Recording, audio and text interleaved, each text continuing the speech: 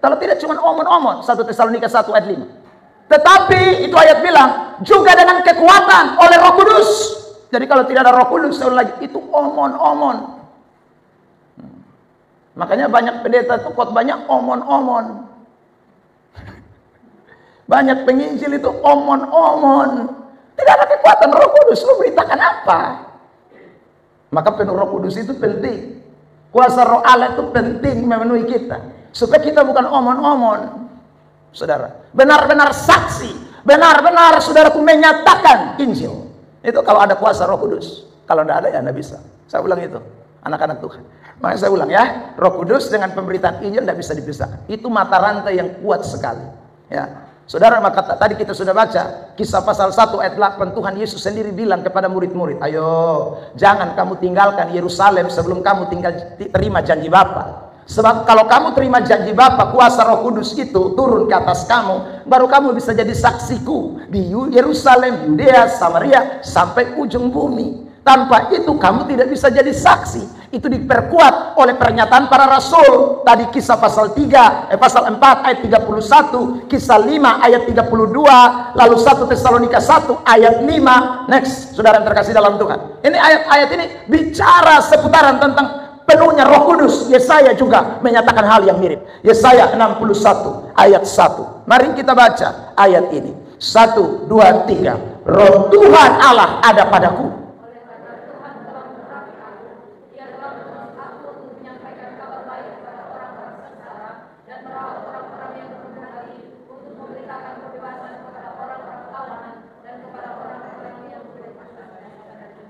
Saudara, Roh Tuhan Allah ada padaku. Roh Tuhan itu mengurapi aku, mengutus aku untuk apa? Menyampaikan kabar baik. Tanpa Roh Kudus mau ngomong apa? Jadi harus Roh Tuhan dulu. Dia urapi, dia utus. Saudara yang terkasih, Roma 15 juga ayat 19. Mari kita lihat ayat ini. Roma 15 ayat 19. Jemaat dalam hitungan 3. 1, 2, 3.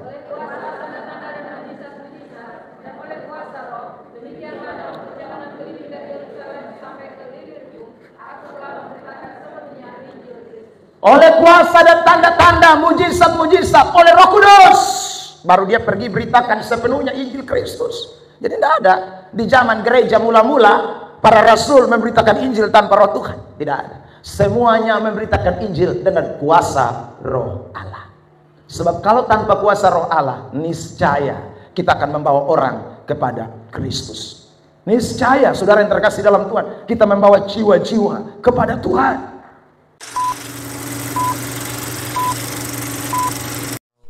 Selamat datang di channel YouTube Pendeta Ebenezer Playmo. Jangan lupa subscribe.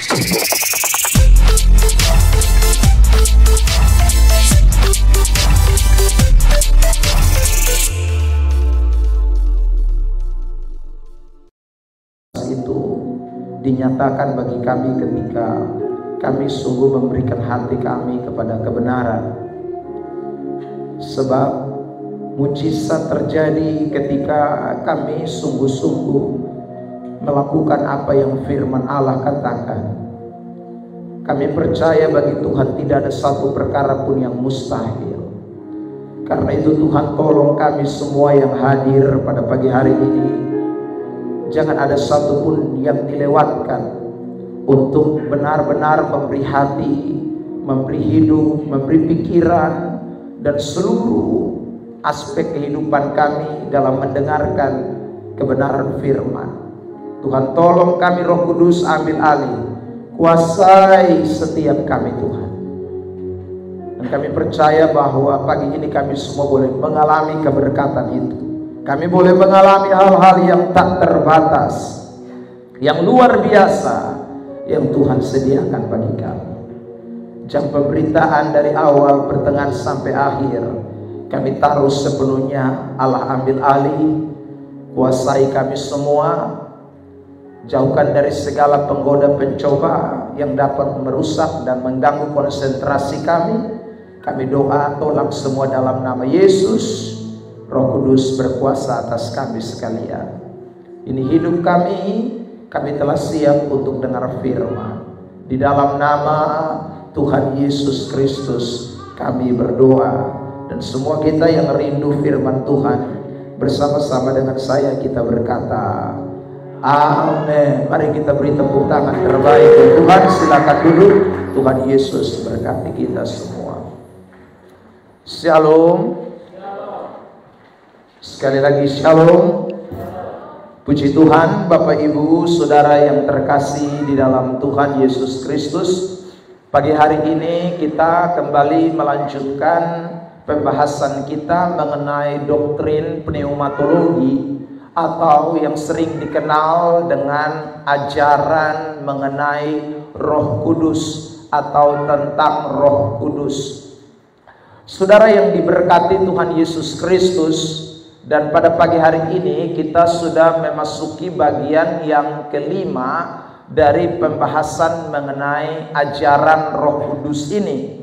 Saya ingin mengingatkan kembali kepada kita hal-hal yang sudah kita pelajari dan yang belum kita pelajari seputaran tentang doktrin atau ajaran tentang Roh Kudus ini. Yang pertama yang sudah kita lihat yaitu tentang pribadi dan keilahian dari Roh Kudus. Lalu yang kedua, kita sudah membahas juga tentang pekerjaan Roh Kudus dalam karya keselamatan.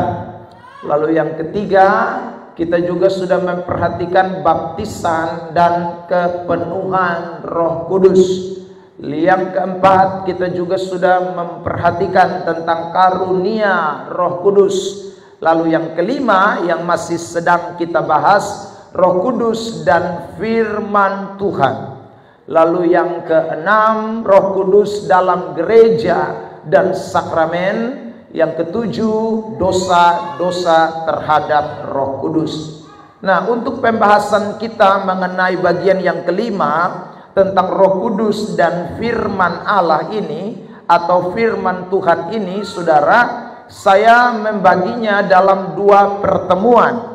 Yang pertama, kita sudah membahas pada minggu yang lalu seputaran tentang bagaimana Roh Kudus itu sebagai inspirator atau sang pengilham dari setiap firman yang kita baca hari ini. Jadi kalau saudara dan saya bisa mempelajari Alkitab yang ditulis kurang lebih 1500 tahun lamanya, ya, dari Kejadian sampai kitab Wahyu, dengan berbagai macam latar belakang penulis, dari suku yang berbeda, dari bahasa yang berbeda, 3 bahasa, Ibrani, Aramaik, dan juga bahasa Yunani. Kita bisa hari ini belajar dengan baik. Kita melihat ada konsistensi di sana. Tidak ada yang namanya satu melawan yang satu atau bertentangan dengan yang lain. Itu karena hanya ada satu inspirator, atau hanya karena ada satu inspirasi sang pengilham, yaitu Allah sendiri lewat Roh Kudus yang dinyatakan kepada saudara dan saya. Saya tunjukkan kembali ayat-ayat berbicara tentang Roh Kudus dan firman Allah lebih dulu secara eksplisit untuk mengingatkan kembali kepada kita. Ayat-ayat ini saya sudah singgung pada pertemuan kita di minggu yang lalu. Saya bacakan saja Efesus 6 ayat 17. Dan terimalah ketopong keselamatan dan pedang roh, yaitu firman Tuhan. Jadi jelas roh di sana bicara soal Roh Kudus, lalu kemudian ada kata firman Allah. Jadi sangat kaitan eratnya Roh Kudus itu dengan firman Tuhan. Saya juga mengutip ayat di dalam kitab Yesaya 59 ayat 21. Next. Lalu kemudian kitab 1 Petrus 4 ayat 10 dan ayat 11. Ayat-ayat ini berkaitan erat dengan bagaimana Roh Kudus dan firman Allah itu adalah satu kesatuan yang tak terpisahkan. Jadi kalau kita berbicara tentang Roh Kudus, itu ada kaitan erat dengan firman Tuhan. Karena peranan dari Roh Kudus adalah menyatakan firman itu kepada saudara dan saya. Saudara yang terkasih di dalam Tuhan, nah, kita sudah memperhatikan peran Roh Kudus dalam kaitan dengan firman Tuhan pada minggu yang lalu. Yang pertama yang tadi saya sebut, Roh Kudus adalah inspirator. dan kita membahas dua bagian penting di dalam pembahasan itu sebagai bukti bahwa Roh Kudus itu sebagai inspirator. Yang pertama, kita mempelajari tentang bagaimana konsistennya atau kesatuan dari seluruh Alkitab, isi Alkitab kita itu menunjukkan bahwa hanya ada satu inspirator. Lalu kemudian kita juga melihat bagaimana penggenapan nubuatan-nubuatan yang sangat tepat, tidak meleset meskipun jaraknya sangat lama. Saya beri kutipan, misalnya Yesaya menubuatkan tentang kelahiran Yesus itu 750 tahun baru tergenapi, tapi tidak meleset. Itu pas saudara, seperti yang dinubuatkan di dalam kitab Yesaya. Jadi itulah pembahasan kita mengenai bagian doktrin yang pertama itu. Nah, sekarang kita akan memperhatikan mengenai yang kedua, tentang apa saja peran Roh Kudus dalam kaitan dengan firman Tuhan. Dan pada bagian yang kedua ini kita akan membahas seputaran tentang karya Roh Kudus di dalam pemberitaan Injil. Ya, jadi Roh Kudus itu memberikan kuasa, ya, agar supaya kita dapat memberitakan Injil. Ini sangat penting Bapak Mama, Bapak Saudara sekalian yang dikasihi Tuhan. Jadi Roh Kudus itu hadir untuk memberikan kuasa di dalam penginjilan. Selalu saya katakan di tempat ini bahwa misi kekristenan itu adalah menjangkau jiwa. Itu misi kekristenan. Sejak awal, sejak Yesus datang ke dalam dunia ini, misi itu mulai dibuat viral atau diekspos, dinyatakan misi tentang pemberitaan Injil itu. Kita tahu bersama dalam Lukas pasal 4, setelah Yesus dicobai di padang gurun, Alkitab beritahu kepada kita bahwa dia mulai setelah itu dipimpin Roh Kudus dan mulai memberitakan Injil. Dia mulai dari satu tempat ke tempat yang lain. Dia mulai menjangkau jiwa. Dia mulai, saudaraku, menarik banyak orang untuk menjadi percaya. Ini misi daripada kekristenan. Makanya tidak mungkin kita bisa mewujudkan misi itu tanpa yang namanya Roh Kudus yang memberikan kuasa kepada kita untuk kita melakukannya. Bahkan ini misi tugas besar yang Tuhan berikan kepada kita sekalian. Ayat yang sangat terkenal Matius pasal yang ke-28 ayat yang ke-19 dan 20 menyatakan tentang misi itu, anak-anak Tuhan, bahwa kita memang harus pergi ke seluruh dunia untuk beritakan Injil. Jadi memberitakan Injil ini tugas penting dari gereja. Memberitakan Injil itu tugas penting dari Bapak, Mama, Bapak, Saudara semua dan saya. Jadi ini bukan tugas yang hanya sekedar suatu pemberitahuan atau pengumuman atau sesuatu yang biasa-biasa. Enggak. Ini paling penting di dalam kekristenan. Saya ulang lagi, ini pernyataan. Jadi menjadi Kristen itu sangatlah tidak efisien atau tidak benar, tidak sungguh-sungguh kalau kita belum mewujudkan misi penjangkauan jiwa. Saudara yang terkasih di dalam Tuhan Yesus Kristus, tidak ada arti kita jadi Kristen diberkati, dapat banyak mujizat, dapat banyak pertolongan Tuhan, lalu kemudian mengalami banyak sekali perkara, tahu isi Alkitab, tetapi kita tidak menjangkau jiwa, maka kita sedang, saudaraku, sebenarnya tidak menyatakan bagaimana misi Tuhan itu di tengah-tengah dunia ini. Ya, jadi misi Tuhan itu adalah penjangkauan jiwa, pemuritan, penjangkauan jiwa, pemuritan. Ini tidak bisa kita abaikan. Saudara yang terkasih di dalam Tuhan, beberapa hari yang lalu saya menonton di channel daripada Gereja Pusat, Gereja Perjanjian Baru. Mereka sudah bikin ibadah KKR misi. Kita belum ini tahun ya.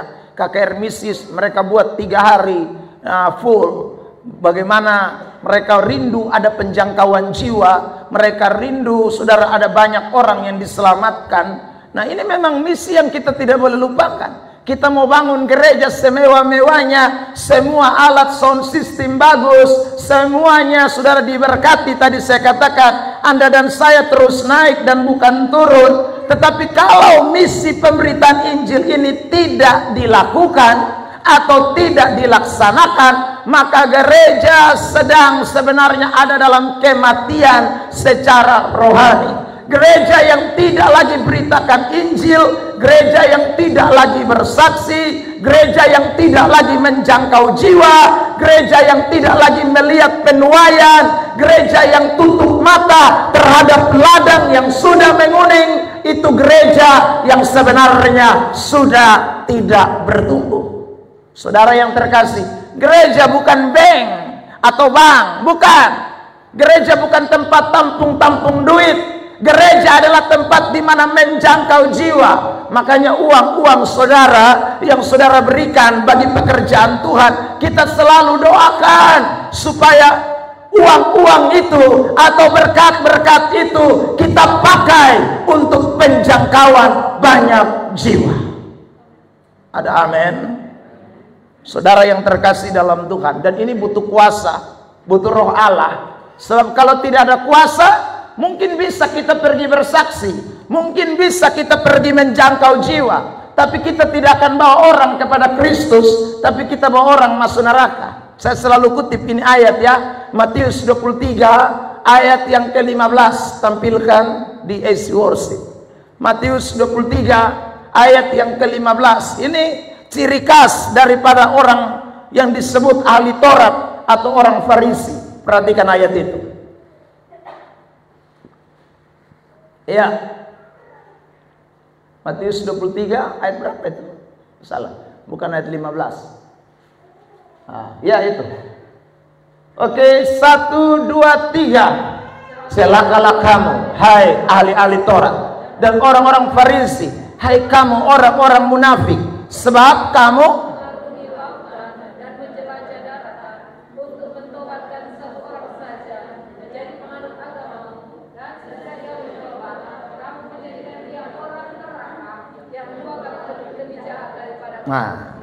orang Farisi juga punya misi jangkau jiwa, tapi mereka jangkau jiwa untuk menjadi penganut agama.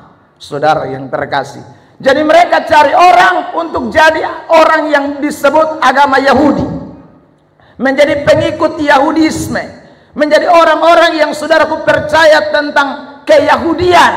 Kalau saya bicara soal keyahudian, itu ruang lingkupnya luas ya saudara. Bukan hanya saja mereka percaya Taurat, mereka percaya tradisi-tradisi, mereka percaya segala macam ya saudara yang berkaitan dengan adat istiadat, perintah manusia. Yesus katakan dalam Matius pasal 19 dan Markus pasal 7 ayat yang ke-7 dan 8 jelas. Itu orang-orang Farisi, ahli-ahli Taurat. Makanya itu ayat bilang apa? Mereka memang misinya menjangkau jiwa, tapi bukan pi sorga, tapi bawa orang pi neraka. Nah kita bukan begitu tentunya. Kita cari jiwa, kita menjangkau jiwa, bukan untuk bawa orang ke neraka, tetapi kita menjangkau jiwa supaya orang itu diselamatkan dan menjadi ahli waris kerajaan Allah. Beri tepuk tangan terbaik buat Tuhan. Nah, untuk bisa sampai kepada bawa orang dan masuk kepada kerajaan Allah, maka tidak bisa lepas dari yang namanya kuasa Roh Kudus. Tanpa kuasa Roh Kudus, saya ulang, mungkin misi jalan. Tanpa kuasa Roh Kudus bisa misi berkembang. Tetapi misi yang hanya kumpul-kumpul manusia, hanya kasih banyak orang di dalam gereja, tapi mereka sebenarnya penghuni neraka. Dan itu bukan misi kita, anak-anak Tuhan. Saya selalu bilang, lebih baik di dalam gereja hanya 50 orang, tetapi 50-50 masuk surga, daripada di dalam gereja 1000 orang yang masuk surga hanya 10 orang. Saudara yang terkasih dalam Tuhan, bikin apa itu? Lebih baik di dalam gereja. Ini bukan saya patahkan semangat penginjilan ya saudara, Tapi saya sedang bicara soal bagaimana kuasa Roh Kudus kalau kerja. Maka orang yang datang itu benar-benar orang-orang yang ditarik Bapa, benar-benar orang-orang yang mau bertobat, orang-orang yang tinggalkan kejahatan, orang-orang yang tinggalkan kegelapan, bukan asal datang ngumpul. Anak-anak Tuhan, itu kalau Roh Kudus kerja. Sebab kalau Roh Kudus tidak kerja, semua jadi memble. Bahasa memble itu apa ya? Ya saudara, memble itu semua jadi kenoe tanpa Roh Kudus. Semua bisa kompromi. Tanpa Roh Kudus semua bisa main-main. Kalau tanpa Roh Kudus semua orang bisa, saudara yang terkasih dalam Tuhan, ya asal-asalan.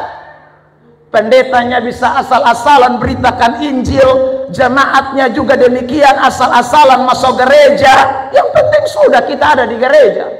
Itu tanpa Roh Kudus tuh. Sebab kalau ada Roh Kudus orang tidak bisa gitu. Kalau ada Roh Kudus maka benar-benar kuasa Allah itu dinyatakan. Dan kalau ada kuasa Allah dalam pemberitaan Injil, maka penuaian jiwa bukan hanya sekedar misi menjangkau banyak orang, tapi penuaian jiwa benar-benar akan membawa orang kepada kerajaan Allah. Beri tepuk tangan terbaik untuk ada amin. Kita yakin itu dan kita rindu itu. Jadi saudara yang terkasih dalam Tuhan, kita nanti pergi penginjilan lagi hari apa ya? Sudah direncanakan oleh semua departemen. Kita akan misi ke Oikona ya, tanggal 17 18. Kita pergi bukan sekali lagi mau bikin apa-apa, kita hanya mau jangkau jiwa. Kita tidak pikir senang-senang orang ya. Kita pergi untuk jangkau jiwa. Itu visi kita. Misi kita sekali lagi jelas, beritakan Injil. Jadi anak-anak Tuhan, karena itu kita butuh diperlengkapi Roh Kudus, kuasa Allah, supaya pemberitaan Injil kita benar-benar pemberitaan Injil.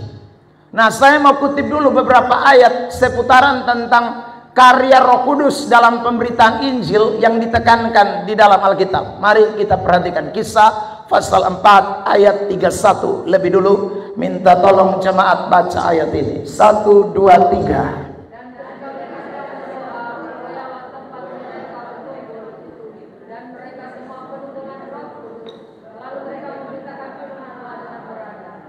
Penuh dengan Roh Kudus, lalu beritakan firman Allah. Jadi saudara lihat, penekanan penuh Roh Kudus itu penting sekali di dalam pemberitaan Injil. Lihat saudara yang terkasih di dalam Tuhan ya. Saya ulangi ini ayat, penuh dengan Roh Kudus itu penting sekali di dalam pemberitaan Injil. Saya berikan kesimpulan sementara dari mengenai tentang kepenuhan Roh Kudus. Jadi kepenuhan Roh Kudus dan pemberitaan Injil itu adalah dua hal yang tidak bisa dipisah, memiliki keterkaitan satu dengan yang lain. Jadi saudara, makanya Tuhan Allah itu menekankan tentang bagaimana orang itu harus dipenuhi Roh Kudus. Kenapa harus penuh Roh Kudus? Karena penuh Roh Kudus itu yang akan buat misi bisa jalan dengan baik. Penuh Roh Kudus itu yang bisa membawa misi akan tercapai dengan baik. Misi bukan hanya sekedar ngumpul-ngumpul orang, tadi saya bilang, tapi misi yang benar-benar bawa orang kepada kerajaan Allah, itu kalau penuh Roh Kudus. Makanya di dalam perjanjian baru, kalau kita memperhatikan ayat-ayat seputaran tentang penuh Roh Kudus, itu kaitannya erat dengan soal pemberitaan Injil. Perintah penuh Roh Kudus, beritakan Injil. Penuh Roh Kudus, beritakan Injil. Lihat beberapa ayat ini. Kisah pasal 1 ayat 8 misalnya. Oke, kita baca 1, 2, 3. Tetapi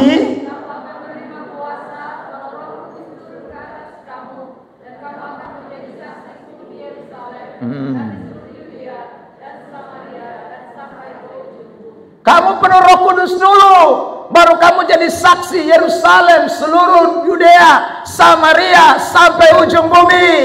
Itu penuh Roh Kudus. Kalau tidak penuh Roh Kudus tidak bisa, anak-anak Tuhan ya.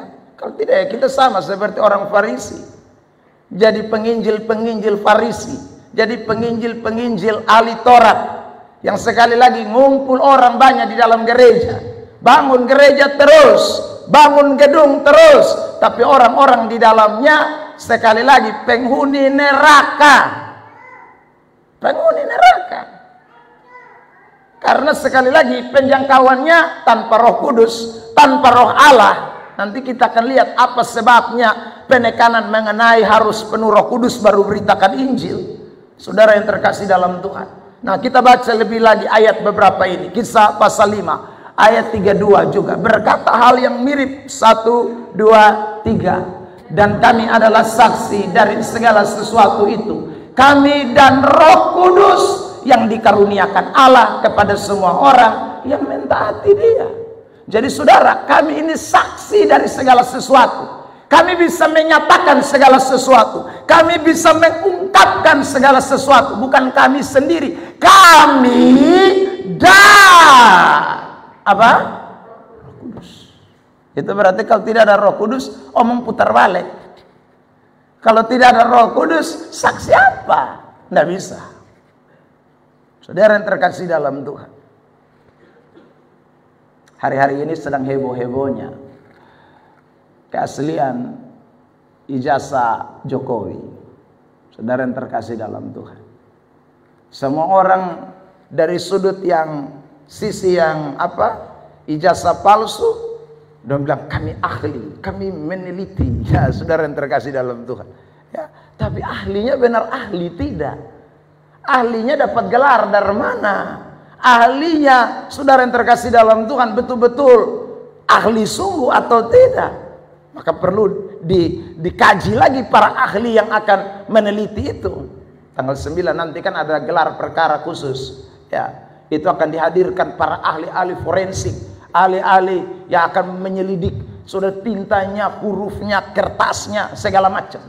Ya, untuk membuktikan keaslian. Nah, kita mau bersaksi tentang Tuhan. Saudara yang terkasih dalam Tuhan, itu tidak bisa kalau kita bersaksi tanpa Roh Kudus. Roh Kudus itu tanda pemateraiannya. Roh Kudus itu yang membuat kita sah jadi saksi Tuhan. Kalau tidak ada Roh Kudus tidak bisa. Ya, bahasa Prabowo bilang hanya omon-omon saja. Itu kamu cuma mau omon-omon.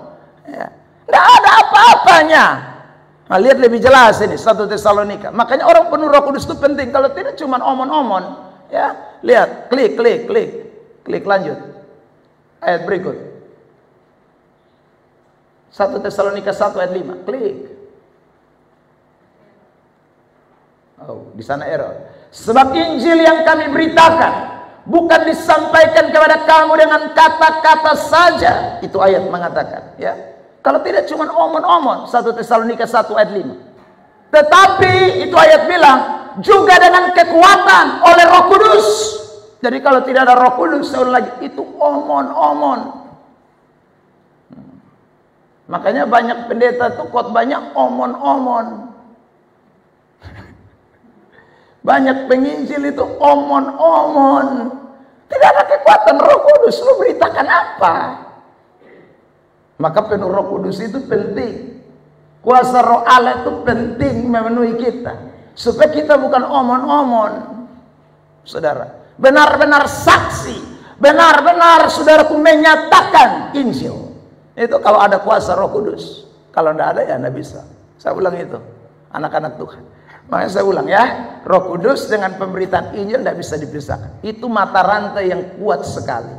Ya. Saudara, maka tadi kita sudah baca Kisah pasal 1 ayat 8. Tuhan Yesus sendiri bilang kepada murid-murid, ayo jangan kamu tinggalkan Yerusalem sebelum kamu terima janji Bapa. Sebab kalau kamu terima janji Bapa, kuasa Roh Kudus itu turun ke atas kamu, baru kamu bisa jadi saksiku di Yerusalem, Yudea, Samaria, sampai ujung bumi. Tanpa itu kamu tidak bisa jadi saksi. Itu diperkuat oleh pernyataan para rasul. Tadi Kisah pasal 4 ayat 31, Kisah 5 ayat 32, lalu 1 Tesalonika 1 ayat 5. Next, saudara yang terkasih dalam Tuhan. Ini ayat-ayat ini bicara seputaran tentang penuhnya Roh Kudus. Yesaya juga menyatakan hal yang mirip. Yesaya 61 ayat 1. Mari kita baca ayat ini.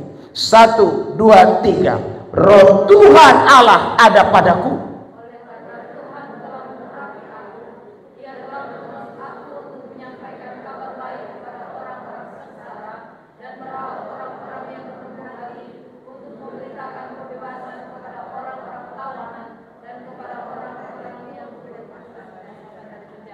Saudara, roh Tuhan Allah ada padaku. Roh Tuhan itu mengurapi aku, mengutus aku untuk apa? Menyampaikan kabar baik. Tanpa Roh Kudus mau ngomong apa? Jadi harus roh Tuhan dulu. Dia urapi, dia utus. Saudara yang terkasih, Roma 15 juga ayat 19. Mari kita lihat ayat ini. Roma 15 ayat 19. Jemaat dalam hitungan 3. 1, 2, 3.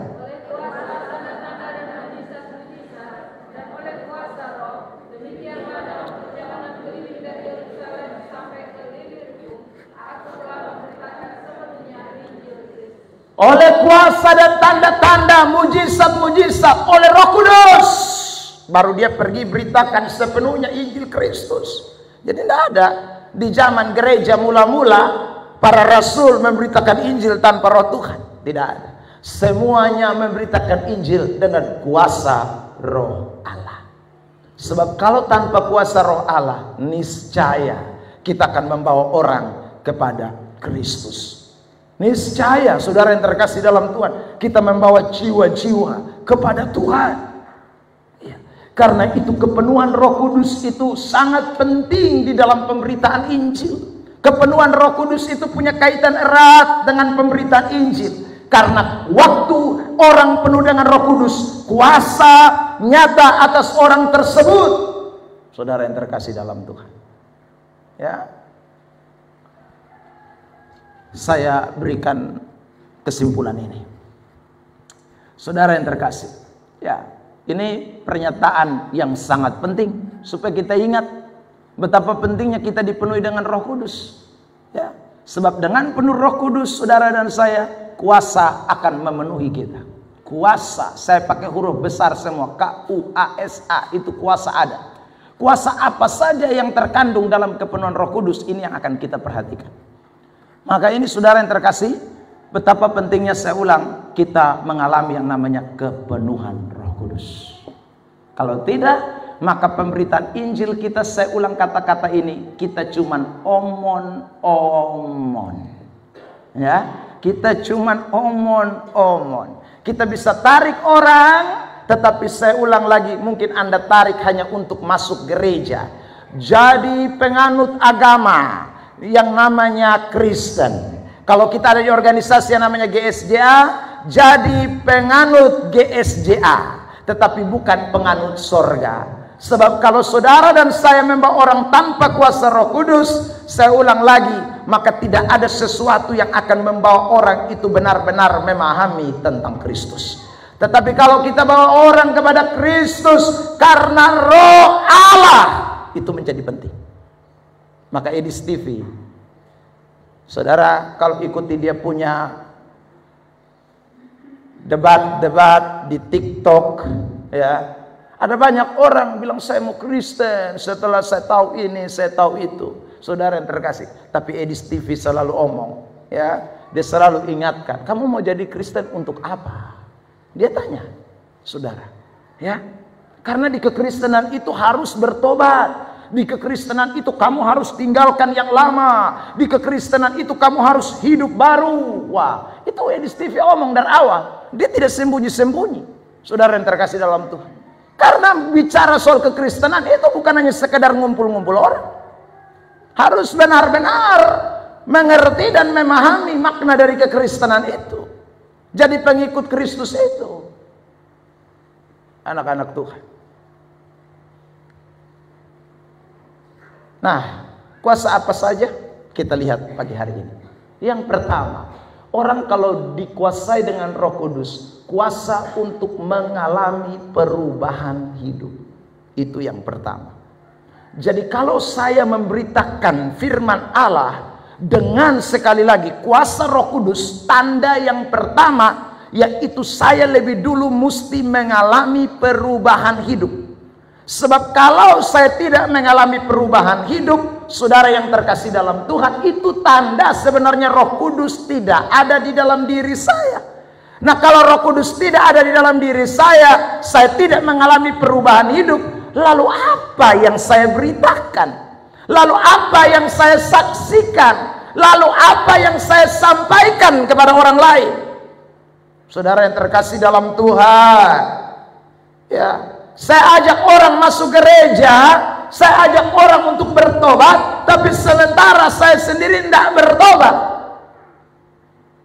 Ini apa artinya? Saudara yang terkasih dalam Tuhan, saya ajak orang untuk tinggalkan jahat, tinggalkan yang lama, tinggalkan yang rusak-rusak, sementara saya sendiri tidak pernah tinggalkan itu. Saya ajak orang rajin gereja, sementara saya sendiri malas gereja. Wah, itu berat itu, saudara yang terkasih dalam Tuhan. Itu bukan orang yang memberitakan Injil dengan kuasa Roh Allah. Sekarang kita kembali lihat dulu di isi worship, tampilkan itu ayat tadi, Matius 23 ayat 15 ya. Kita sudah baca ayat 15. Sekarang saya mau ajak saudara lihat mulai dari ayat 2 tentang ini orang-orang. Kenapa mereka bisa bawa orang pi neraka? Ayat 2 bilang begini, ahli-ahli Taurat dan orang-orang Farisi telah menduduki kursi Musa. Ayat 3 berkata, 1, 2, 3.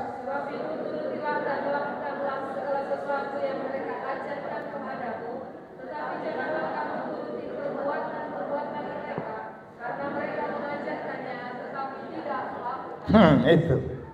Mereka mengajarkan tapi tidak melakukannya. Sehingga pengikut-pengikut mereka itu, saudara yang terkasih dalam Tuhan, ikut mirip mereka. Yesus bilang begini, celaka ini semua orang ikut orang Farisi, ahli Taurat, modelnya sama semua. Mereka bawa orang pi neraka ini. Tapi Yesus datang kemudian kasih ingat mereka, orang Farisi, ahli Taurat itu ajar baik. Hanya kasihan dong perbuatan tidak sesuai dengan apa yang mereka ajarkan. Karena itu Yesus nasihati orang-orang yang dengar ajaran daripada ahli Taurat. Kamu boleh dengar ajarannya, tapi perbuatannya jangan ikut. Karena mereka buat lain, omong lain. Saudara yang terkasih, tapi itu saya rasa memang ini satu pernyataan yang penting buat kekristenan. Bahwa manusia itu tidak boleh jadi patron, tapi firman yang jadi patron. Tetapi saudara yang terkasih, kalau kita merujuk kepada suratan 1 Korintus, kita menemukan di sana bahwa Paulus itu bilang kita ini surat yang terbuka yang bisa dibaca oleh semua orang. Rasanya mustahil, rasanya impossible kalau kita sebut diri kita Kristen lalu kita tidak menyatakan sesuatu yang bicara soal kekristenan kita. Orang tidak akan percaya. Saudara, Yesus sendiri beri penegasan begini dalam Matius 5 ayat 16. Tampilkan di isi worship. Matius 5 ayat 16. Perhatikan ini jemaat Tuhan. Ya, ini penting sekali untuk kita sama-sama cermati. 1, 2, 3. Terangmu bercahaya di depan orang, supaya mereka lihat kita pun perbuatan dan memuliakan Bapa di sorga. Jadi orang mesti lihat betul. Perbuatan betul ini penting sekali anak-anak Tuhan. Ini Injil yang hidup. Ini Injil yang sungguh-sungguh. Dan ini tentu kerja dari kuasa Roh Allah. Tanpa kuasa Roh Allah siapa yang bisa buat baik? Ya, semua kotong ini tidak ada yang bisa. Hanya Roh Kudus yang memampukan kita untuk menghasilkan yang namanya perbuatan-perbuatan baik. Tanpa Roh Kudus tidak ada orang bisa buat baik. Tanpa Roh Kudus tidak ada buah-buah kebaikan, buah-buah kebenaran, buah-buah keadilan, buah-buah kejujuran. Tidak akan pernah ada. Hanya Roh Kudus yang bisa menghasilkan itu di dalam hidup kita semua. Makanya Yesus tekankan, penuh Roh Tuhan, dikuasai Roh Kudus, dipimpin Roh Allah. Saudara, kenapa? Ya karena Roh Kudus kalau ada dalam diri kita, maka hasil keluar. Kalau hasil keluar seirama dengan perkataan kita, sejalan dengan bahasa kita, maka orang akan percaya kepada Kristus, memuliakan Bapa di sorga. Beri tepuk tangan terbaik buat Tuhan. Tanggal 27 Gereja Gemit yang dulu kita PKKR di Takari sudah memberikan undangan kepada saya. Ulang tahun gereja mereka lagi. Itu hari kan ulang tahun toh. Ulang tahun yang keberapa itu kita. Lalu kemudian ulang tahun yang berikutnya Pendeta Mel. Sekarang ulang tahun yang berikut kita lagi diundang. Saudara yang terkasih dalam Tuhan, kenapa ini gereja mau undang kita? Kita beda organisasi. Kita beda organisasi. Saudara yang terkasih dalam Tuhan. Tapi saya percaya karena ada Roh Kudus, ini gereja Gemit yang sangat selektif dalam memilih pengkhotbah di gereja mereka. Saudara yang terkasih, saya duduk dengan penanggung jawab gereja itu dan dia bilang, "Bapak, di ini gereja yang model mas isap rokok dong, kotong son pakai sandong. Yang model masih minum laru, gotong son pakai sandong." Saudara, yang model masih bersina, botong son pakai sandong. Sampai ini hari, botong son mau ada pendeta yang hadir di sini yang modelnya seperti itu, kami tolak. Saudara yang terkasih dalam itu gereja Gemit itu. Ya. Mereka rindu. Kenapa? Karena mereka tahu hanya perubahan hidup, kebaikan, perbuatan-perbuatan baik yang bisa memuliakan Bapa di sorga. Orang tua itu sudah cukup tua. Ya, ada dua penanggung jawab, mungkin satu, dua, atau saya belum tahu persis. Tapi mereka berdua sama-sama sudah usia lanjut, mungkin sekitar 60-an sampai 70-an tahun tuh. Dilihat rambutnya sudah putih ya, saudara. Sudah cukup lanjut usia. Mereka bilang sejak ini gereja mulai mengalami kontra di dalam, mereka menekankan itu, betapa pentingnya. Kalau tidak bisa. Bahkan satu hari dalam kesaksiannya ada orang dari mereka klasis apa utus orang pergi khotbah. Saudara yang terkasih dalam Tuhan, setan lagi. Tuhan pakai orang gila.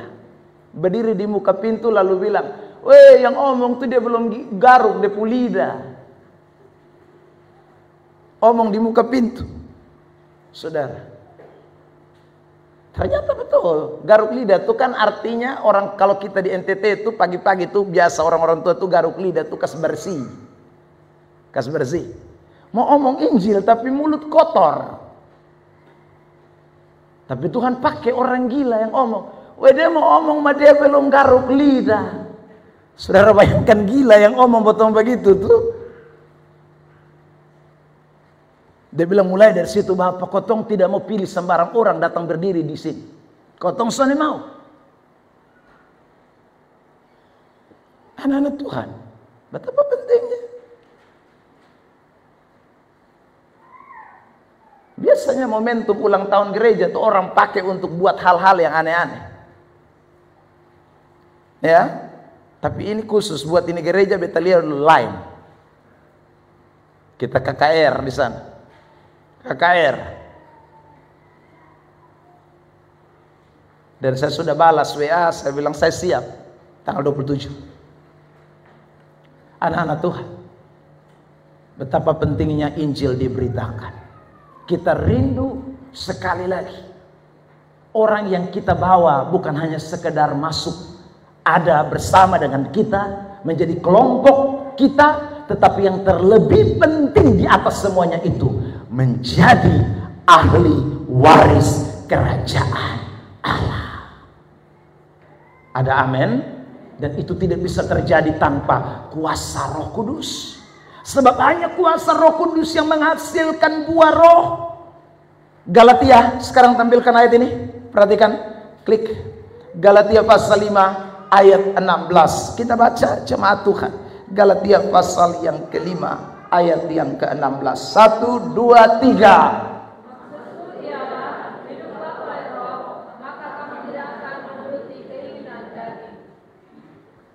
Hiduplah oleh roh, maka kamu tidak akan ikut itu keinginan daging. Itu artinya apa? Roh Kudus yang bisa buat orang tidak ikut itu keinginan daging. Tanpa Roh Kudus tidak mungkin. Nanti kan saudara bisa lanjut baca sampai ayat 19, 20, 21. Itu pernyataan tentang keinginan-keinginan daging itu. Percabulan, hawa nafsu, nafsu jahat, kecemaran, penyembahan berhala, sihir, perseteruan, iri hati, kedengkian, kemabukan, pesta pora. Itu semua itu kan masuk di situ. Saudara, itu apa? Keinginan daging. Tapi Roh Kudus, Roh Allah itu memampukan kita untuk tidak hidup dalam keinginan-keinginan itu.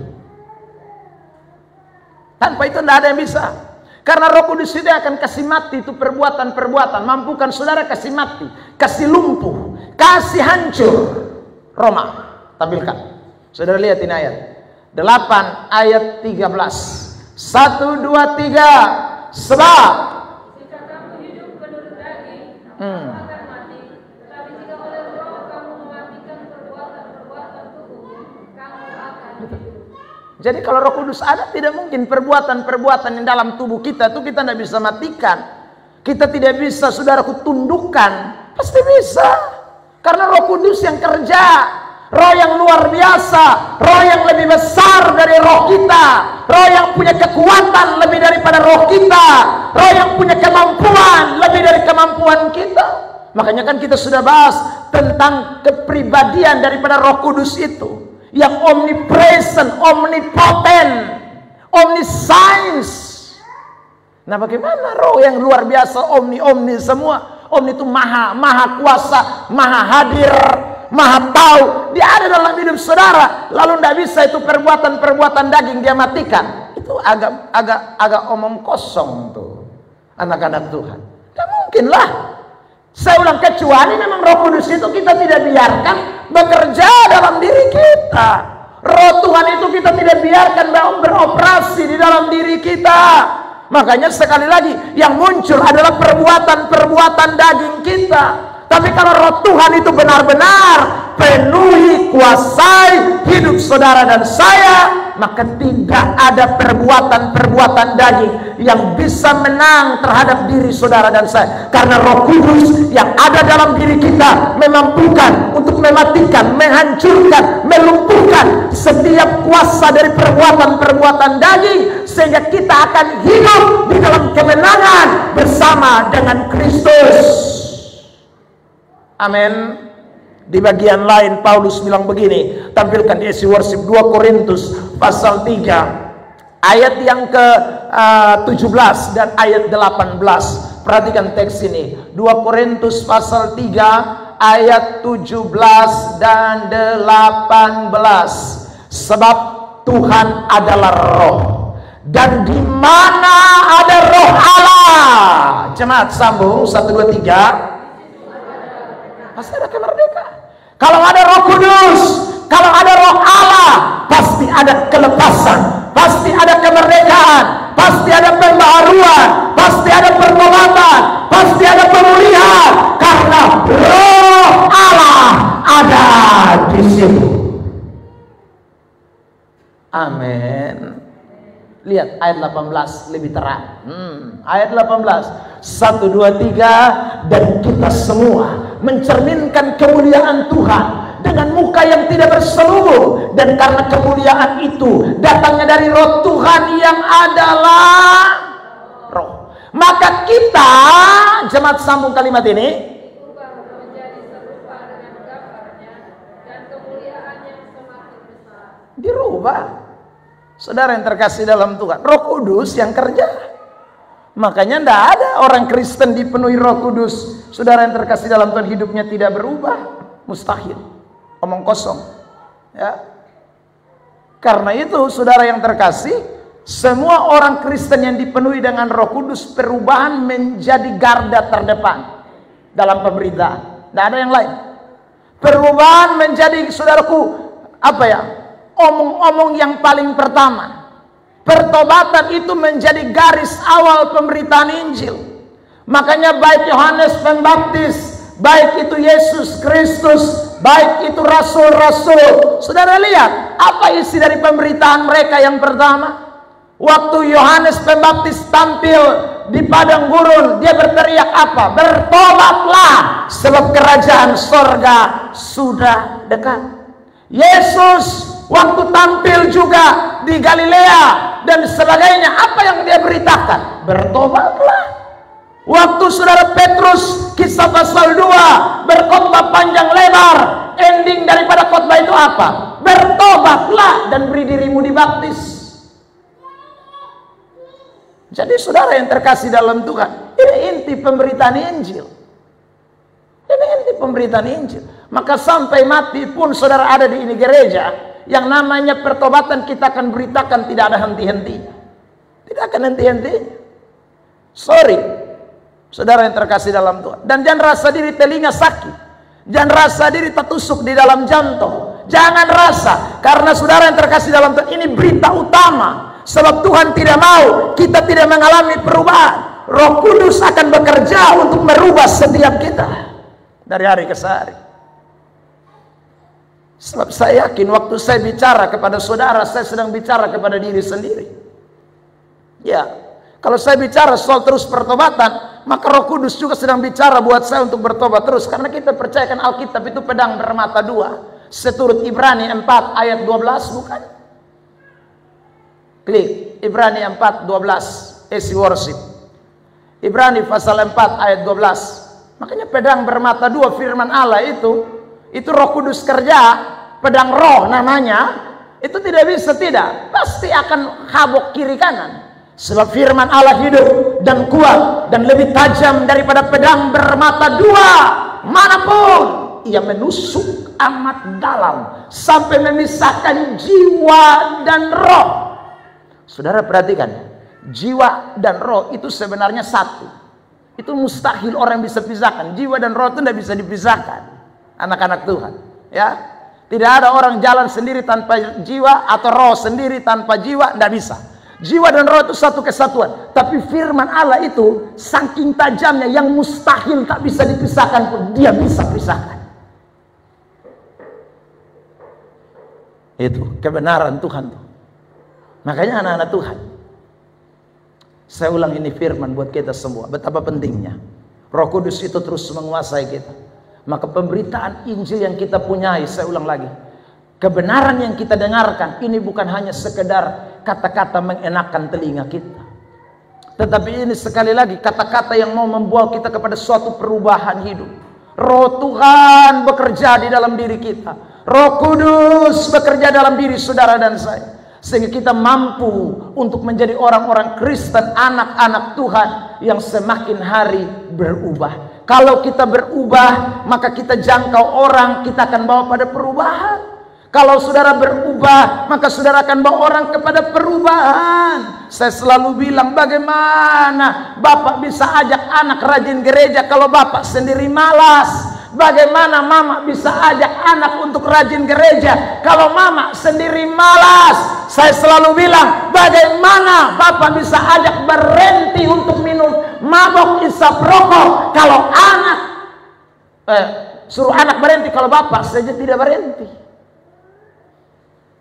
Saudara yang terkasih dalam, mustahil itu, impossible itu. Kecuali itu anak memang pikir panjang, bet sono ikut bet pumbapa, itu kecuali anak-anak Tuhan.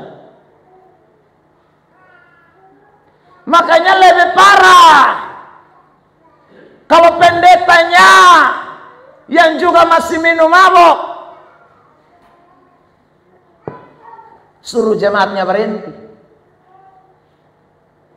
Waktu jemaat bikin pesta, saudara yang terkasih dalam Tuhan, pendetanya berdiri di garda terdepan, pimpin Polines. Nah itu baru mau berhenti. Mana? Khotbah kasabis ini Alkitab pun sekali lagi orang akan percaya. Dan anak Tuhan, ini penting. Makanya kita harus sungguh-sungguh memahami ini. Saya tekankan ini kepada saudara. Karena kita pemberitaan ini, penjangkauan jiwa ini tidak bisa lepas dari kuasa Roh Kudus ini. Saudara yang terkasih dalam Tuhan, ini kuasa Roh Allah itu menjadi bagian dalam hidup kita. Sebab tanpa itu ya sudah, saya ulang lagi, omong-omong saya. Omon. Kebanyakan omong-omong. Bagaimana kita bisa bilang sama anak-anak kita, andalkan Tuhan, andalkan Tuhan, kalau kita tidak tunjukkan bahwa kita sungguh-sungguh andalkan Tuhan? Saudara yang terkasih dalam Tuhan, ya, hati-hati. Karena seringkali kita tidak menyatakan bahwa Tuhan itu ada pada kita. Kita mesti mulai dari kita pun diri. Memang tidak sempurna kita. Saya selalu omong ini kata ini, kita ini tidak sempurna. Tapi Roh Kudus itu akan memampukan saudara untuk belajar menata hidupmu tambah hari tambah lebih baik. Itu, saudaraku. Roh Kudus itu akan tambah hari menata hidup kita tambah hari lebih baik. Tambah hari tambah mengerti. Itu Roh Kudus.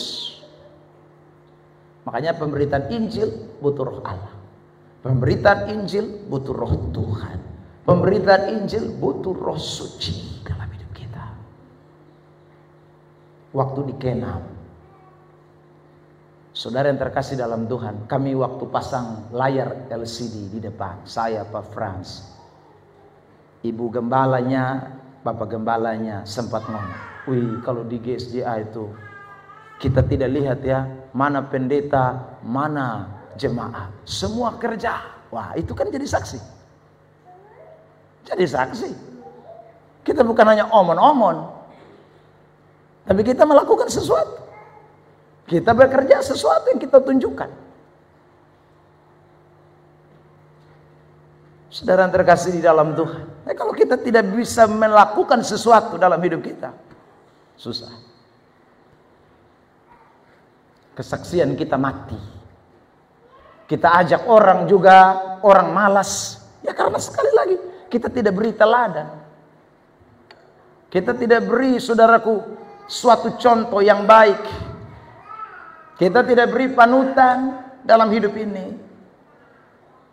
Maka hari ini saya beri penekanan ini supaya kita semua jemaat yang ada, yang dengar firman, ayo tiap hari dikuasai Roh Tuhan. Roh Kudus mampukan beta. Beta bukan orang sempurna, tapi Roh Tuhan tolong beta. Saya mau tutup bagian pertama ini dengan satu ayat yang mengatakan bahwa Roh Kudus itu bantu saudara dan saya. Roma pasal 8 ayat 26. Tampilkan di AC Worship.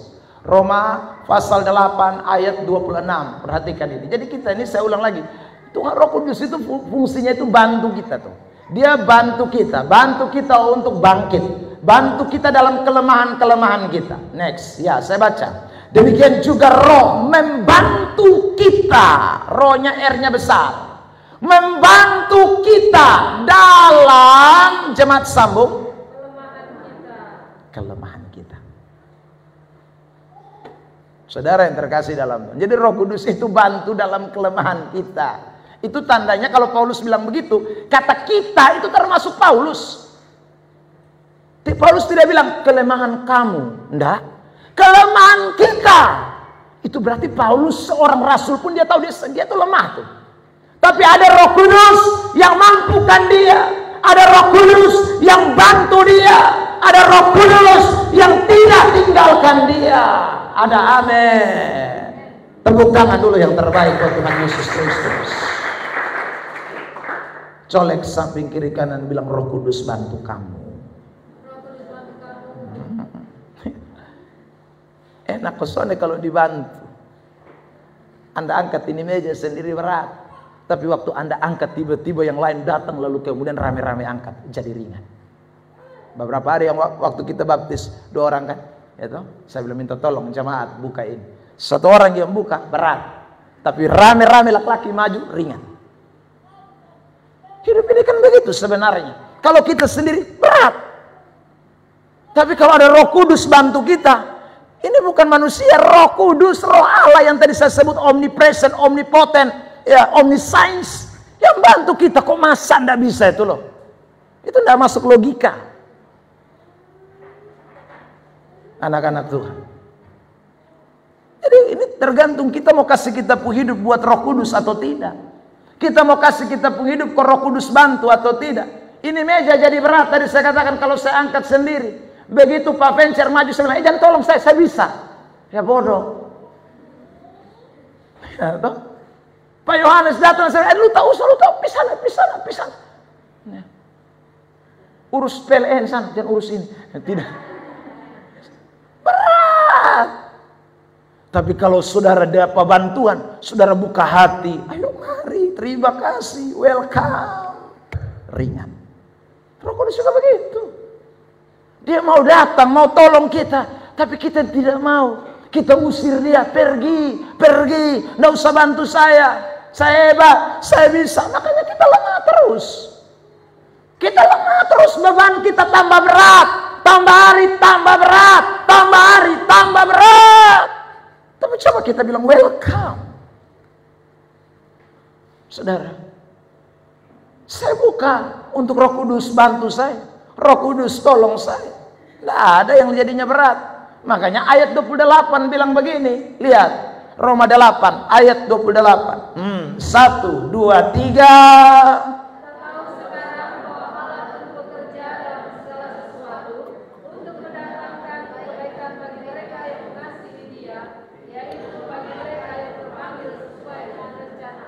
Itu jelas itu.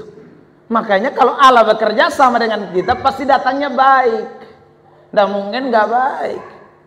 Jadi semuanya akan jalan baik, semuanya akan berubah, semuanya akan berjalan luar biasa karena kita beri Roh Kudus. Bantu saya, Roh Tuhan tolong saya, Roh Kudus bantu saya, Roh Kudus datang penuhi saya. Maka pasti saudara akan mengalami yang namanya kebaikan. Tepuk tangan untuk Roh Kudus yang membantu kita. Itu anak-anak Tuhan. Ya, jadi itu bagian pertama yang kita lihat. Makanya penting Roh Kudus itu penuhi kita. Ya, jadi kalau Roh Kudus ada dalam hidup saudara, hidupmu jadi berkat bagi banyak orang. Pasti itu, saudaraku. Pasti jadi berkat bagi banyak orang. Ya. Yang kedua, kita lihat. Kenapa kita butuh Roh Kudus yang memberikan kuasa kepada kita? Karena Roh Kudus itu membuat saudara dan saya mengerti firman. Roh Kudus. Kalau dia hadir dalam hidup kita, dia kasih kuasa kita untuk mengalami perubahan. Dia kasih kuasa kita untuk mengerti firman. Tanpa Roh Kudus tidak bisa tuh anak-anak Tuhan. Roh Kudus yang bisa membukakan. Kan minggu lalu saya sudah membahas tentang bagaimana Roh Kudus itu memberi inspirasi. Dialah sang inspirator. Ya. Mengerti firman Allah Roh Kudus itu beda dengan mengerti firman ala sains, ala intelektual. Itu beda. Ya saudara yang terkasih dalam Tuhan. Ya ada orang juga mengerti firman tapi ala sains, ala intelektual.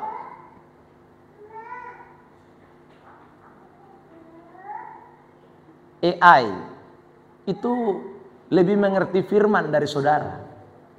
Anda tanya apa saya ke AI, dia jawab, nah, dia pintar sekali AI itu. Tapi AI itu bukan dapat ilham dari Roh Kudus, tidak ada. Saudara yang terkasih dalam Tuhan. Ya, termasuk gambar-gambar yang saya ambil ini, saya mulai belajar, saudaraku. AI itu bisa menciptakan imajinasi yang sangat kreatif. Wah, luar biasa. Saya cuma tinggal kasih masuk kata-kata satu.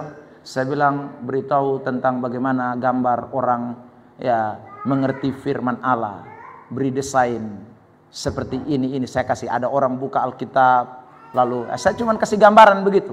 Dalam detik, hitung detik, tidak sampai 1 menit, syek, gambar itu bisa muncul.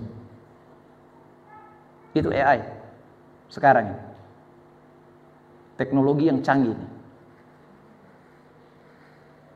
Saudara yang terkasih dalam Tuhan. Tapi sekali lagi AI tidak dipenuhi Roh Kudus. Beda.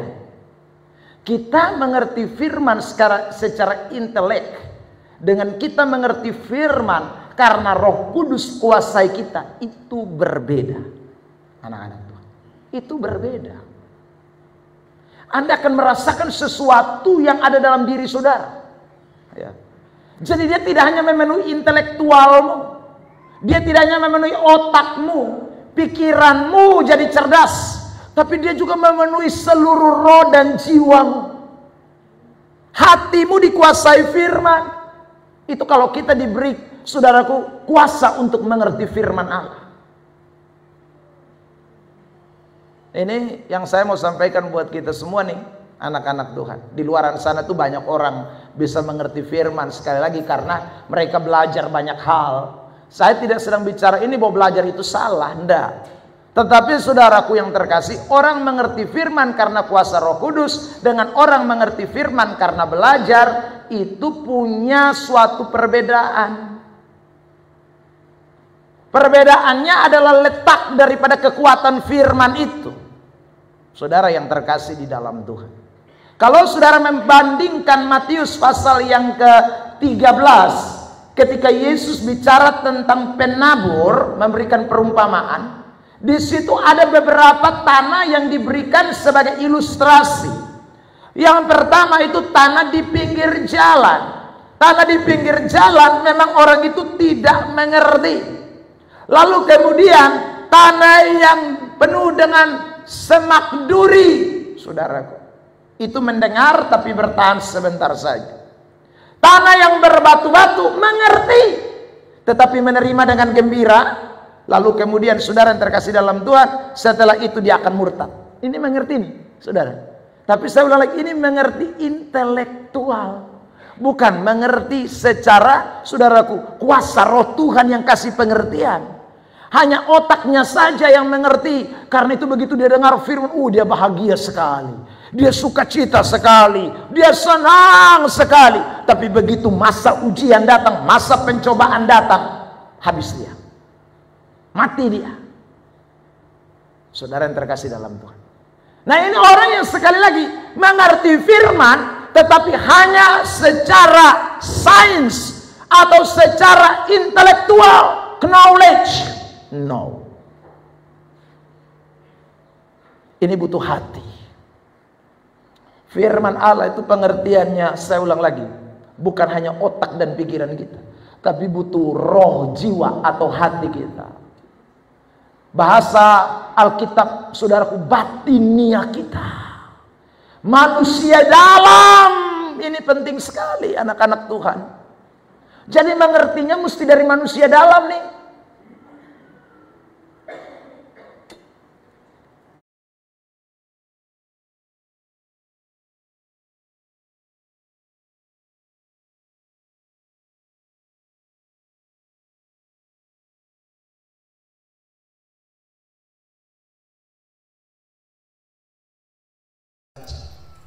Satu, dua, tiga. Karena kepada kita Allah telah menyatakannya oleh Roh, sebab Roh menyelidiki segala sesuatu, bahkan hal-hal yang tersembunyi dalam diri Allah. Itu Roh Kudus.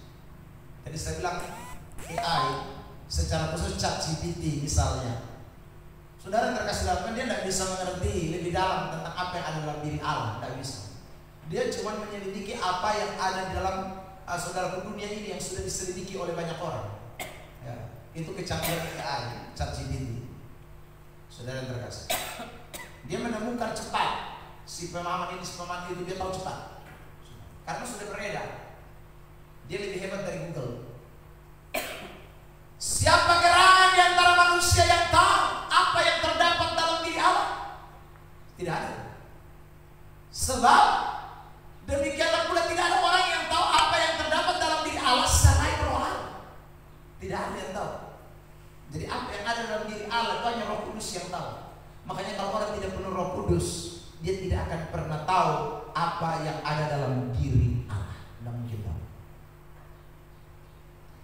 Nah, karena itu pada pagi hari ini saya mau sampaikan buat kita semua betapa pentingnya Roh Kudus itu menguasai kehidupan kita. Kalau Roh Tuhan itu menguasai hidup kita, maka ada sesuatu yang akan buat kita memahami tentang Roh Tuhan. Ada sesuatu yang akan membawa saudara memahami tentang Roh Kudus. Saudara yang terkasih dalam Tuhan, saya ketemu dengan seorang bapak yang punya pemahaman lama sekali, saudara. Dan dia punya orang-orang yang pengajar, itu boleh saya katakan orang-orang yang terkenal pintar juga. Saya minggu lalu saya bersaksi di tempat ini atau hari apa? Rabu. Saya, saudara terkasih dalam Tuhan, bincang-bincang dengan dia itu sampai dengan jam 2 malam. Setelah jam 2 malam sudah tidak lagi titik temu. Saya main gila. Saya WA bilang begini, semoga Tuhan Allah memberikan hidayahnya. Saudara, saya bilang begitu, lalu saya kasih emot orang lagi ketawa. Saya kirim ke beliau, saudara terkasih, rupanya itu kalimat bikin dia itu malam tidak tenang.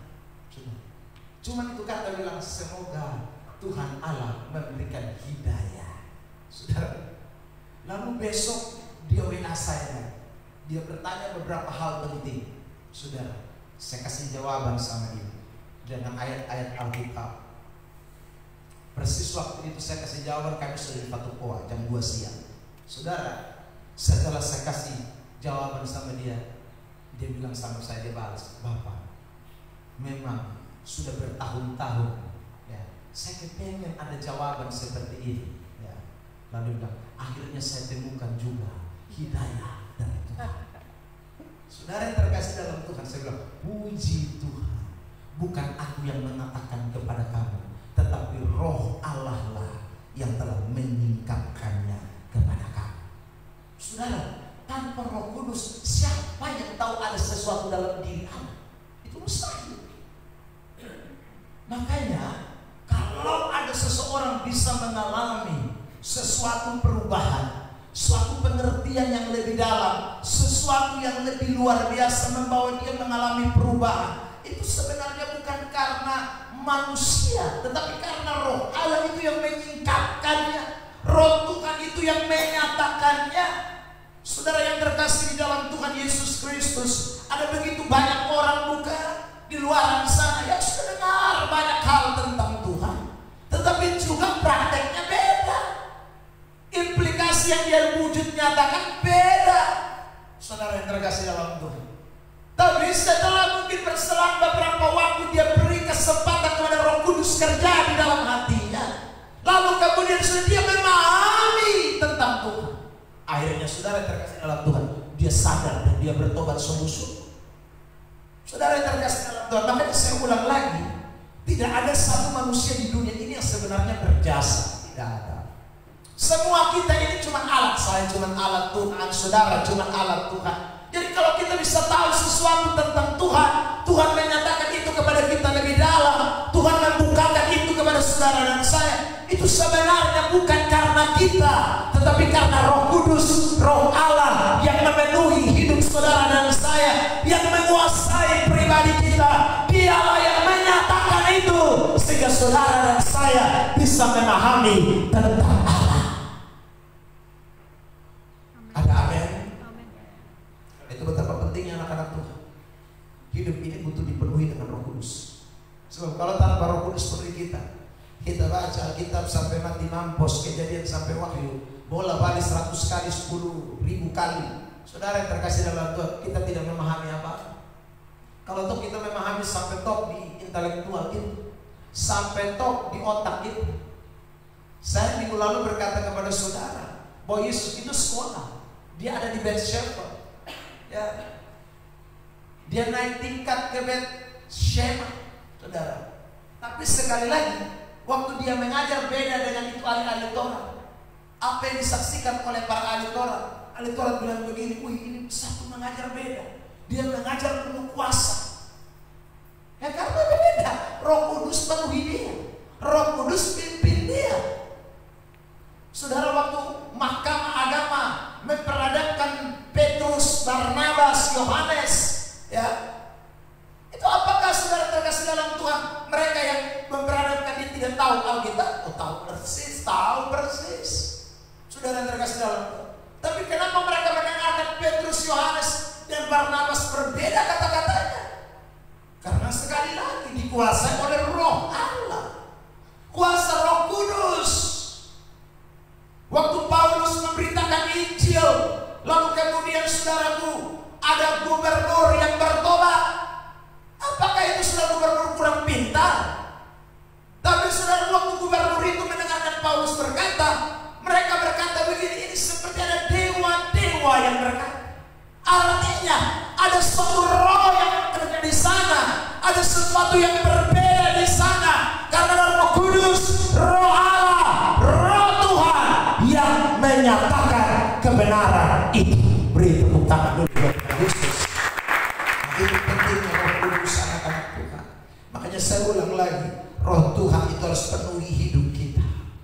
Kalau Roh Tuhan penuhi hidup kita, ada kuasa dalam pemberitaan, ada kuasa di dalam pekabaran Injil. Tanpa Tuhan tidak ada kuasa. Terakhir, yang ketiga, saudara yang terkasih dalam Tuhan, klik lanjut yang ketiga langsung. Yohanes 16 lewat aja. Ayat ini sudah kita baca sih. Oke, lanjut. Yang ketiga, kuasa untuk melakukan mujizat. Saudara yang terkasih dalam Tuhan, kalau Roh Kudus ada yang namanya tanda-tanda heran. Meskipun ini tidak selalu nyata. Sekali lagi, tidak selalu nyata. Ini sesuai dengan tentunya maunya Tuhan. Tapi itu pasti. Kenapa saya katakan tidak selalu nyata? Saya sudah beri kesaksian berulang-ulang kali. Dalam pelayanan penginjilan saya, saudara yang terkasih dalam Tuhan, oleh kemurahan Tuhan, dalam doa, saudaraku, orang yang sudah mati, 2 orang sudah mengalami kebangkitan. 2 orang dalam penginjilan, 1 di Sumba Barat, lalu yang 1 kemarin di Alo, mengalami kebangkitan. Tapi baru 2 orang. Kalau saudara cek rekor Paulus juga begitu. Tidak banyak orang yang saudara terkasih dalam Tuhan. Yesus juga begitu. Apakah semua orang dia kasih bangkit? Tidak, hanya Lazarus. Artinya mujizat itu tidak selalu nyata dalam pemberitaan Injil. Tetapi itu tidak berarti sekali lagi bahwa kuasa Tuhan tidak ada. Tapi ini bagian daripada saudara pernyataan Tuhan. Kadang-kadang Tuhan bisa mengizinkan untuk tanda-tanda dan mujizat-mujizat itu didemonstrasikan atau dinyatakan di dalam pemberitaan Injil untuk membuktikan bahwa ada mujizat, itu berarti ada Roh Kudus untuk menyatakan kepada orang-orang yang tadinya tidak percaya bahwa benar Roh Tuhan itu masih bekerja. Maka ada tanda-tanda, ada mujizat. Ini tidak boleh kita lupakan, anak-anak Tuhan. Ya. Jadi karena itu betapa pentingnya Roh Kudus itu dalam hidup kita.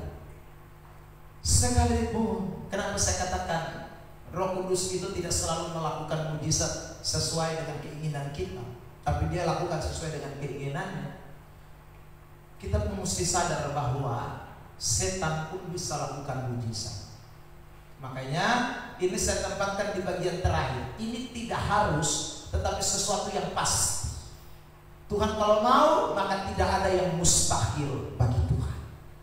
Kalau Tuhan mau, maka Tuhan bisa melakukan apa saja yang dia kehendaki. Bagi dia tidak ada yang mustahil. Saya tunjukkan ayat ini, Markus 16 ayat 17, 18 dan 19. 3 ayat kita baca bersama-sama. 1, 2, 3. Tanda-tanda ini akan menyertai orang-orang yang percaya. Mereka akan mengusir setan-setan demi namaku. Mereka akan berbicara dalam bahasa-bahasa yang baru bagi mereka. Mereka akan memegang ular, dan sekalipun mereka minum racun maut, mereka tidak akan mendapat celaka. Mereka akan meletakkan tangannya atas orang sakit, dan orang itu akan sembuh. Sesudah Tuhan Yesus berbicara demikian kepada mereka, terangkatlah ia ke surga, lalu duduk di sebelah kanan Allah. Kenapa saudara dalam ayat ini banyak sekali tanda-tanda? Karena Tuhan bisa lakukan salah satunya, ya, tidak semuanya. Kadang-kadang mungkin saudaraku hanya terjadi yang namanya setan lari. Kadang-kadang mungkin hanya bisa terjadi orang bisa berbahasa baru, bahasa roh. Kadang-kadang bisa terjadi yang namanya saudara orang minum racun tetapi tidak mati. Kadang-kadang saudara yang terkasih dalam Tuhan, maut itu bisa datang tetapi maut itu dihalaukan. Ya, simbol ular di sana itu bicara soal pekerjaan setan. Ya, lalu kadang-kadang orang sakit juga bisa disembuhkan ketika kita meletakkan tangan atas mereka. Jadi banyak sekali Tuhan bisa lakukan banyak mujizat. Ya, kadang-kadang orang tidak bangkit dari kematian, tapi setan lari. Kadang-kadang orang tidak sembuh dari sakit, tetapi saudara kita diloloskan dari bahaya maut.